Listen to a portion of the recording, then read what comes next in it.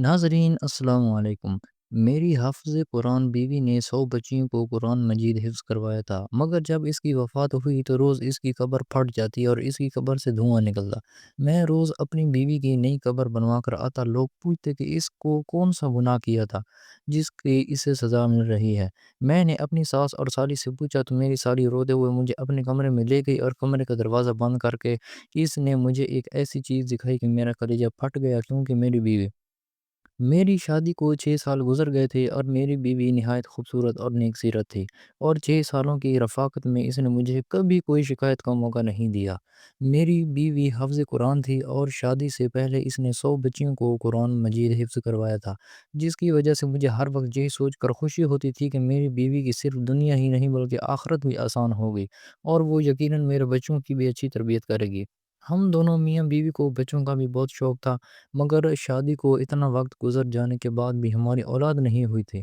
اب میں مایوس سا ہونے لگا تھا، اور ایسے موقع پر عموماً لڑکیاں سب سے پہلے نا امید اور دل برداشتہ ہونے لگتی ہیں، مگر میری بیوی اپنی اداسی ظاہر نہیں کرتی تھی اور صبر سے وقت گزار رہی تھی۔ پھر شادی کی اتنے سال بعد اللہ کو میری بیوی کا صبر پسند آ ہی گیا تھا اور ہمیں اولاد کی خوشخبری ملی۔ میں ان دنوں بہت خوش تھا اور اپنی بیوی کا بہت زیادہ خیال رکھ رہا تھا، کیونکہ ڈاکٹر کا کہنا تھا کہ میری بیوی کو بہت زیادہ احتیاط کی ضرورت ہے۔ میرا بس نہیں چلتا تھا کہ میں اپنی بیوی کو بستر سے نیچے اترنے دوں۔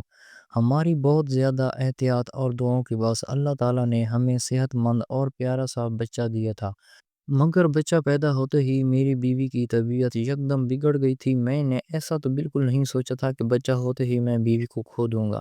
اپنی بیوی کی طبیعت کا سن کر میں نے اللہ تعالیٰ سے اس کی زندگی کی بہت دعائیں مانگی، مگر میری دعائیں رد ہو گئیں اور میری بیوی اللہ کو پیاری ہو گئی۔ میں غم سے بے حال ہو رہا تھا، سب جاننے والے میرے لیے افسوس کا اظہار کر رہے تھے اور میں غمزدہ سا ایک کونے میں بیٹھا ہوا تھا۔ جب غسل وغیرہ دے کر تدفین کے لیے ہم قبرستان پہنچے تو آسمان پر بالکل سیاہ بادل پھیلا ہوا تھا، اور دن کے وقت بھی ایسا لگ رہا تھا جیسے رات ہو گئی ہو۔ جوں ہی میری بیوی کو دفن کیا گیا، نہایت تیز بارش ہوئی اور ایسی طوفانی ہوائیں چلنے لگی، سب حیران و پریشان رہ گئے۔ بیوی کو دفن کرنے کے بعد ہم سب اپنے اپنے گھروں کو پہنچے۔ مجھے ایسے لگ رہا تھا جیسے موسم بھی میرے ساتھ میری بیوی کی موت کا غم منا رہا ہو۔ رات دیر تک تیز طوفانی جھکڑ چلتے رہے۔ میرا بچہ فی الوقت میری بیوی کے گھر والوں نے سنبھالا ہوا تھا، اور وہ لوگ بھی میرے گھر پر ہی قیام پذیر تھے، اس لیے میں بھی بچے کی طرف سے بے فکر ہو کر اپنے کمرے میں اکیلا بیٹھا اپنی بیوی کو یاد کرتا، اور اسے یاد کرتے کرتے میری آنکھ لگ جاتی۔ صبح کے قریب میں نے خواب دیکھا کہ میری بدحال سی بیوی بہت بری طرح رو رہی ہے۔ اپنی بیوی کو اتنی بری طرح روتے دیکھ کر میں تڑپ اٹھا تھا، اور عین اسی وقت میری آنکھ کھل گئی۔ باہر طوفانی بارش اور ہوائیں اب تھم چکی تھیں، اور آسمان بھی صاف ہو چکا تھا۔ اب مجھے وہ خواب پریشان کر رہا تھا۔ میں نے ہمیشہ اپنی بیوی کو ہنستے مسکراتے ہی دیکھا تھا، اس کا اس طرح رونا خواب میں مجھے گھبراہٹ میں مبتلا کر گیا تھا۔ میں نے گھڑی پر وقت دیکھا تو فجر کا وقت تھا۔ میں نے اٹھ کر فجر کی نماز ادا کی اور اپنی بیوی کی مغفرت کی دعا کرنے لگا۔ ویسے تو مجھے پورا یقین تھا کہ میری بیوی جیسی نیک صفت نمازی اور حافظ قرآن عورت کو اللہ نے قبر کی تنگی سے بھی نجات دے دی ہوگی۔ میں نے دعا کے بعد اٹھ کر کمرے سے باہر جھانکا تو سب لوگ نماز پڑھنے میں مصروف تھے۔ میں نے اپنے بیٹے کا پوچھا تو میری بیوی کے بھائی نے مجھے بچہ لا کر دیا۔ وہ سکون سے سو رہا تھا۔ میں مطمئن ہو گیا اور کتنی دیر اپنے بیٹے کو سینے سے لگا کر بیٹھا رہا۔ اپنے بچے کو پیار دے کر میں گھر سے نکل کر سیدھا قبرستان پہنچ گیا۔ میں اپنی بیوی کے لیے قرآن پڑھنا چاہ رہا تھا، اور کچھ رات والے طوفان کے بعد میں اس کی قبر کی حالت کا بھی اندازہ لگانا چاہ رہا تھا۔ میں قبرستان پہنچ کر اپنی بیوی کی قبر کے پاس پہنچا تو اس کی قبر کی حالت دیکھ کر میرے رونگٹے کھڑے ہو گئے تھے۔ میرا دل خوف سے پھٹنے والا ہو رہا تھا، کیونکہ جس عورت کو میں نیک اور جنتی سمجھ رہا تھا، اس کی قبر پر ایسا عذاب آیا ہوا تھا کہ مجھ جیسا مضبوط سا مرد بھی اندر تک دہل گیا تھا۔ میری بیوی کی قبر پھٹی پڑی تھی اور اس میں سے دھواں نکل رہا تھا۔ وہاں اتنی تپش تھی کہ میرا وہاں کھڑا ہونا مشکل ہو گیا تھا۔ کوئی مزدور بھی میری بیوی کی قبر بنانے کو تیار نہیں تھا۔ بڑی مشکل سے مجھے ایک مزدور ملا جس نے مجھ سے 4 گنا زیادہ پیسے لیے اور میری بیوی کی قبر پر مٹی ڈال دی۔ یہ سب اس مزدور نے دور سے کھڑے ہو کر کیا تھا۔ میں گھر پہنچا تو میری حالت نہایت خراب ہو رہی تھی۔ سب نے میری حالت کو بیوی سے جدائی کا غم سمجھ کر مجھے سہارا دیا اور تسلی دینے لگے، جبکہ میں حیران تھا کہ آخر میری بیوی پر اللہ کا عذاب کیوں آیا تھا۔ وہ تو نیک عورت تھی، میری نظر میں تو میری بیوی کی ایسی کوئی غلطی نہیں گزری تھی۔ میں سوچ سوچ کر پاگل ہو رہا تھا، میری بیوی کی اصل حقیقت کیا ہے؟ اور جب مجھ پر اپنی مرحوم بیوی کی حقیقت کھولی تو میرا دل پھٹ گیا تھا۔ میرا نام محسن ہے، میں اپنے والدین کی اکلوتی اولاد تھا۔ ہمارے گھر میں کل 4 افراد رہتے تھے، میں بیوہ پھپھو جو میری دوسری ماں جیسی تھی۔ میں جب کالج میں پڑھتا تھا تب میری والدہ کا انتقال ہو گیا اور ہم 3 لوگ باقی رہ گئے۔ ماں کو کھونے کا غم مجھ پر پھر بھی بہت بھاری ثابت ہو رہا تھا۔ میری ماں بہت نیک عورت تھی، مجھے پوری پھپھو اور میرے ابا نے میری اماں کو غم بھلانے کے لیے بہت سہارا دیا اور ہر وقت میرے ساتھ لگے رہے۔ وہ دونوں کوشش کرتے تھے کہ مجھے اکیلا نہ ہونے دیں، میں ہمیشہ سے ہی ان کی توجہ کا واحد مرکز رہا تھا۔ پھر میں بھی کچھ عرصہ بعد سنبھل گیا اور دوبارہ سے اپنی تعلیم کا سلسلہ شروع کر دیا۔ میں پڑھائی سے فارغ ہوا تو میرے ابا اور پھپھو کو میری شادی کا شوق ستانے لگا۔ میں نے حامی بڑھی تو زور و شور سے میرے لیے لڑکی تلاش کی جانے لگی۔ تب میری پھوپھو کو اپنے مرحوم شوہر کے خاندان میں ایک لڑکی کا خیال آیا جس سے پھوپھو کا اب بھی ملنا جلنا رہتا تھا۔ انہوں نے ہمیں بتایا کہ وہ لڑکی کم عمری سے ہی بہت سنجیدہ اور نیک تھی۔ اس کے والدین نہیں تھے اور وہ 2 بہنیں تھیں اور صرف ایک چھوٹا بھائی تھا۔ اس نے بہت بہادری سے حالات کا مقابلہ کیا تھا اور اپنے دونوں بہن بھائی کو اکیلے پالا تھا، حالانکہ وہ خود بھی بہت بڑی نہیں تھی۔ وہ نمازی اور حافظ قرآن تھی، گھر میں بچیوں کو قرآن مجید بھی پڑھاتی تھی اور اس کی دعا اور اس کے دیے ہوئے قرآنی تعویذات میں بہت اثر تھا، جس کی وجہ سے وہ تھوڑا بہت کما کر اپنا گھر چلا رہی تھی۔ میں نے یہ سب سنا تو بہت خوش ہوا۔ میں نے اسے دیکھے بنا ہی اس کے لیے حامی بھر لی اور پھپھو نے پہلی فرصت میں ہی اس کے خاندان کے بڑوں سے مشورہ کر کے میرا رشتہ اس لڑکی سے طے کر دیا اور جلد شادی بھی طے کر دی۔ میرا رشتہ طے ہوا تو میری بیوی نے بہت شرط رکھوائی کہ وہ بعد میں بھی اپنی بہن کی شادی ہونے تک اور بھائی کی تعلیم پوری ہونے تک ان دونوں کی مالی امداد کرتی رہے گی۔ مجھے اس بات سے کوئی اعتراض نہیں تھا، بلکہ میں نے سوچ لیا تھا کہ اگر مجھ سے بھی کوئی مدد ہو سکی تو کر دیا کروں گا۔ رشتہ طے ہونے کے بعد ہماری شادی کر دی گئی۔ میں نے اپنی بیوی کو دیکھا تو اس کا اسیر ہو گیا۔ وہ نہ صرف اچھی سیرت کی مالک تھی بلکہ بہت خوبصورت بھی تھی۔ اس کے ساتھ چند دن رہ کر ہی میں اس کے بہت قریب ہو گیا تھا۔ وہ ہمیشہ دوسروں کی مدد کرنے کو تیار رہتی تھی۔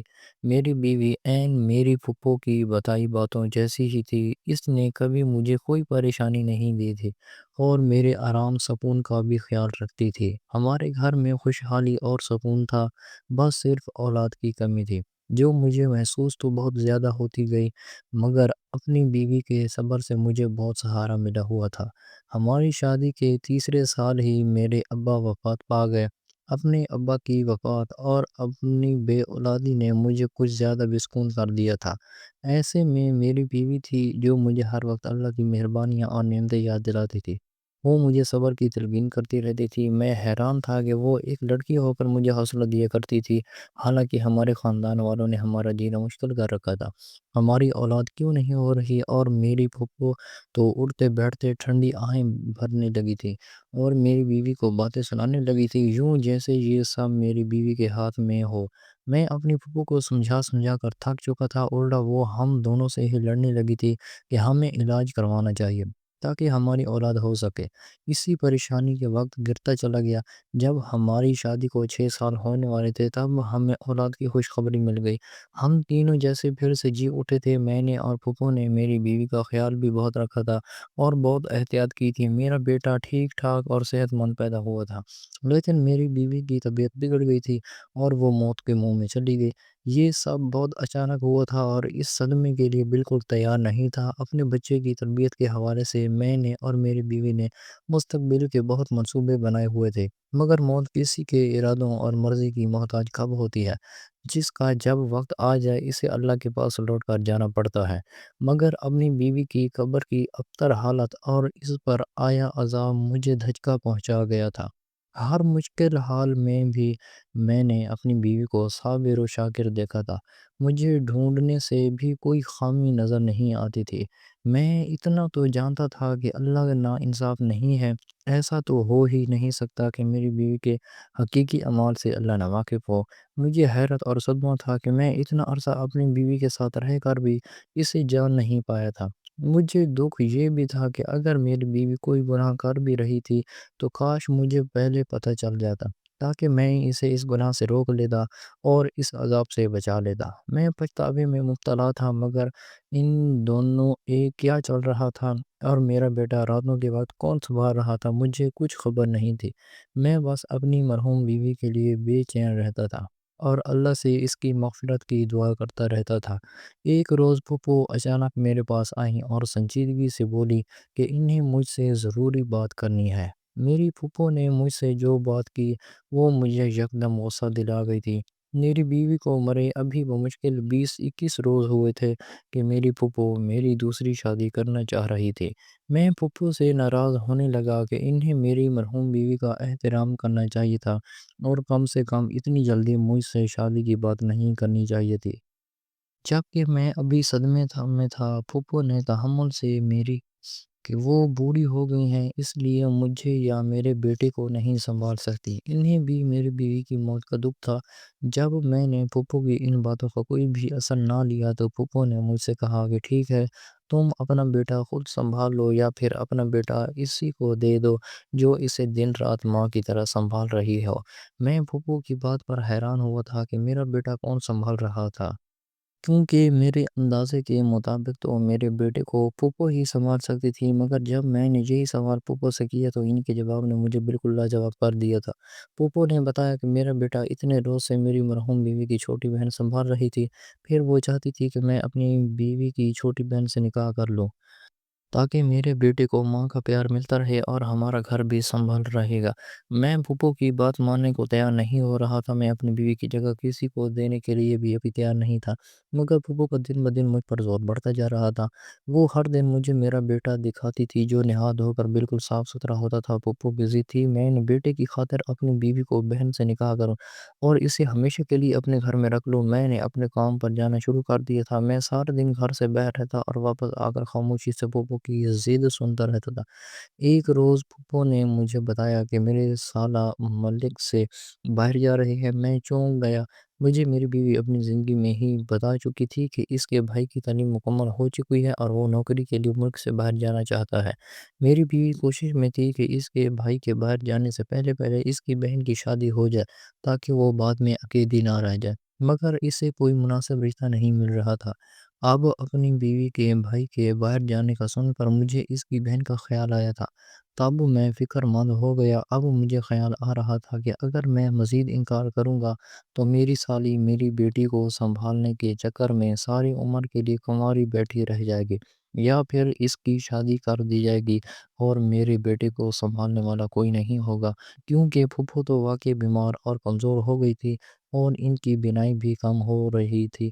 میں سوچ سوچ کر پریشان ہونے لگا اور تھک ہار کر میں نے اپنی پھپھو کی بات ماننے کا فیصلہ کیا اور ایک روز کام پر جانے سے پہلے پھپھو کو جواب دے دیا کہ وہ جیسا چاہتی ہیں کر لیں، مجھے کوئی اعتراض نہیں۔ میرے جواب نے میری پھپھو کو خوشی سے نہال کر دیا تھا۔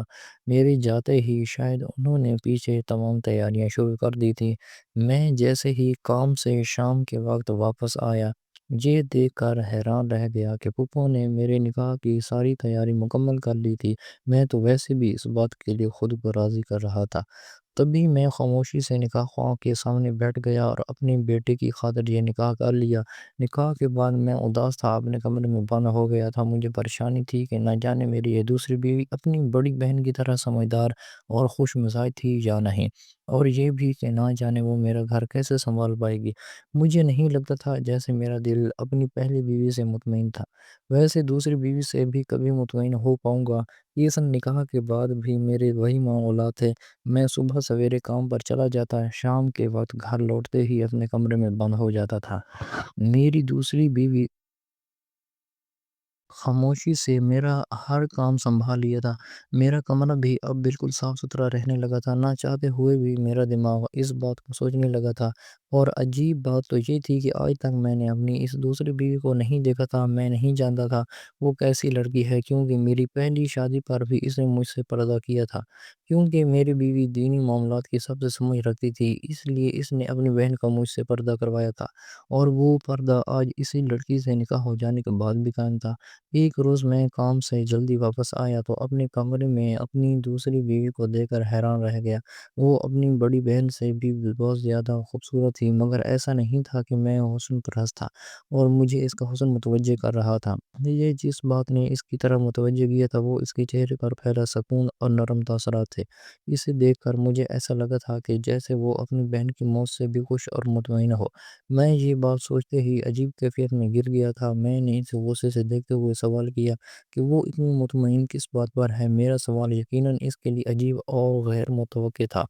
وہ حیرت اور پریشانی سے مجھے دیکھنے لگی تو میں مزید بولا کہ اسے اپنی بہن کی موت کا افسوس ہی نہیں ہے، الٹا وہ اس کی جگہ لے کر بھی اتنی خوش کیسے رہ رہی ہے، جبکہ اس کی بہن جوانی میں موت کے منہ میں جا چکی تھی اور اس کی آخرت بھی جانے کیسی ہونے والی تھی، کیونکہ اس کو قبر میں یہ عذاب جھیلنا پڑ رہا تھا۔ میں نے اپنی مرحوم بیوی کا یہ راز غصے میں سوچے بغیر اس کی بہن کے سامنے بول دیا تھا، مگر میری بات پر جب اس کے چہرے کے تاثرات بدلے تو مجھے اپنی غلطی کا احساس ہوا اور میں چپ ہو گیا۔ میری دوسری بیوی کچھ دیر صدمے سے مجھے دیکھتی رہی اور پھر بری طرح رو پڑی۔ میں اسے روتا دیکھ کر بوکھلا گیا تھا۔ روتے روتے وہ ایسی بات بولنے لگی جس نے مجھے ساکت کر دیا تھا۔ وہ بار بار کہہ رہی تھی کہ مجھے یہی خوف تھا کہ بڑی بائی سے اللہ تعالیٰ ناراض ہو جائے گا اور اسے سخت عذاب دے گا، مگر وہ میری سنتی ہی نہیں تھی۔ میں اپنی بیوی کے الفاظ پر دنگ رہ گیا تھا۔ یعنی میری مرحوم بیوی کچھ ایسا کرتی تھی جس سے اس کی بہن بھی واقف تھی اور اسے روکتی تھی۔ جب میں نے اپنی بیوی سے تفصیل پوچھی تو وہ گڑ گڑا گئی اور بات بدلنے کی کوشش کرنے لگی، مگر میں نے جب سچ جاننے کی التجا کی تو اس نے مجھے اپنی بڑی بہن کی اصلیت بتائی، جسے سن کر میرے ہوش اڑ گئے تھے۔ اس نے بتایا کہ میری بہن واقعی نیک لڑکی تھی اور حفظ قرآن ہونے کی وجہ سے ہر وقت قرآن کی تلاوت کرتی رہتی تھی۔ ایک روز ہمارے محلے میں کسی بچے کو تکلیف ہوئی تو اس کی اماں کی پریشانی پر میری بہن نے یوں ہی کچھ آیات پڑھ کر اس بچے پر پھونک دی، جس سے اس بچے کو آرام آ گیا۔ اس واقعے کے بعد میری بہن مشہور ہو گئی کہ وہ نیک بی بی ہے جس کے پاس بیماری اور تکلیف کی شفا ہے۔ اس کے بعد تو طرح طرح کے لوگ ہمارے گھر آنے لگے اور میری بہن تعویذ کے نام پر قرآن کی آیات لکھ کر دے دیتی تھی۔ وہ لوگ چند روپے دے کر چلے جاتے اور ہمارا گزر بسر ہونے لگا تھا، مگر مشکل حالات کے لیے ہمارے پاس کچھ نہیں تھا۔ اچانک ہمارے بھائی کا ایک گردہ فیل ہو گیا۔ وہ ہسپتال میں زندگی اور موت کی کشمکش میں تھا اور ہمارے پاس اس کے علاج کی رقم نہیں تھی۔ ہم بہت پریشان تھے اور انہی دنوں ایک مرد میری بہن کے پاس آیا، اسے بولا کہ وہ کسی لڑکی سے شادی کرنا چاہتا ہے، مگر وہ لڑکی شادی شدہ ہے۔ وہ چاہتا تھا میری بہن ایسا تعویذ دے کہ لڑکی کی طلاق ہو جائے اور وہ اسے پالے۔ میری بہن نے انکار کر دیا کیونکہ یہ گناہ کا کام تھا، مگر جب اس مرد نے 1.5 لاکھ روپے دینے کا کہا تو میری بہن نے بھائی کو بچانے کے لیے نہ جانے کاغذ پر ایسا کیا لکھا کہ اس مرد کی خواہش پوری ہو گئی اور ہمارے بھائی کا آسانی سے علاج ہو گیا۔ پھر تو ہر آئے روز ایسے ہی لوگ آنے لگے جو ناجائز مطالبے کے لیے تعویذ بنوا دے اور ڈھیروں پیسہ پکڑا کر چلے جاتے۔ ایک روز میں نے چھپ کر اپنی بہن کو وہ تعویذ بناتے دیکھا تو میرے سر پر آسمان گر پڑا، کیونکہ میری بہن کاغذ پر قرآن الٹا لکھ رہی تھی اور یہ کالا علم تھا۔